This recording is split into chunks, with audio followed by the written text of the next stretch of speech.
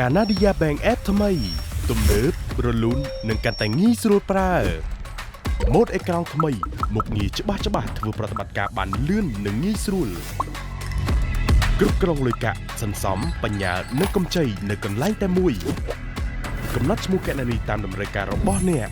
មុខងារសំខាន់នៅលើអេក្រង់ដំបូងចុចភ្លាមប្រើបានផ្លែតទេប្រាក់និងទូទាត់សេវាកម្មបានគ្រប់ពេលវេលាគ្រប់គ្រងការទាំងអស់នៅកន្លែងតែមួយបិទបើកបានភ្លាម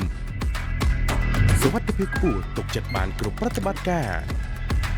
សន្សំបន្ទុកការណាប់ភ័ញពីការធ្វើប្រតិបត្តិការដើម្បីប្រយោជន៍រង្វាន់និងការផ្ដល់ជូនពិសេសជាច្រើន